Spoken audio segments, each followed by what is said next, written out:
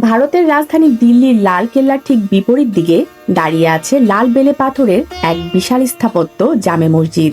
১৬৫৬ সালে মোগল সম্রাট শাহজাহান যখন এটি নির্মাণ সম্পূর্ণ করেন, তখন এর নাম দেওয়া হয়েছিল মসজিদ ই জাহান নুমা, যার অর্থ বিশ্বের নজরকাড়া মসজিদ।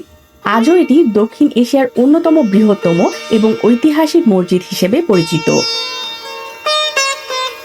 মোগল সম্রাট শাহজাহান তার স্থাপত্য শৈলীর জন্য বিশ্বখ্যাত, আর জামে মসজিদ ছিল তার জীবনের অন্যতম শ্রেষ্ঠ কীর্তি। এই বিশাল মসজিদটি নির্মাণ করতে সময় লেগেছিল ৬ বছর এবং তৎকালীন সময়ে খরচ হয়েছিল প্রায় ১০ লক্ষ টাকা। ৫,০০০ শ্রমিকের কঠোর পরিশ্রমে তৈরি এই স্থাপনাটি মোগল আমলের চূড়ান্ত কারিগরি দক্ষতার এক জীবন্ত দলিল।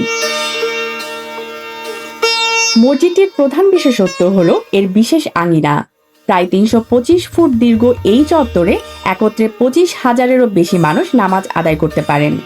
৩টি বিশাল প্রবেশদ্বার, ৪টি মিনার এবং সাদা ও কালো মার্বেলের ৩টি গম্বুজ, সব মিলিয়ে এর দৃশ্যপট অত্যন্ত রাজকীয়।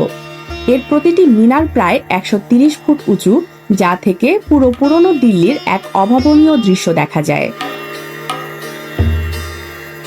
জামে মসজিদের নির্মাণে ব্যবহার করা হয়েছে লাল বেলে পাথর এবং সাদা মার্বেল।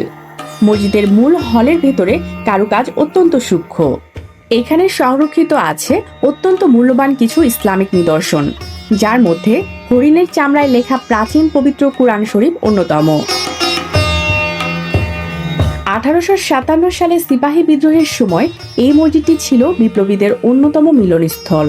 কালের প্রক্রিয়ায় দিল্লির আকাশরেখা বদলে গেলেও জামে মসজিদের সেই ৩টি গম্বুজ আজও মাথা উঁচু করে দাঁড়িয়ে আছে, ভারতের বৈচিত্র্যময় ইতিহাসের সাক্ষী হয়ে।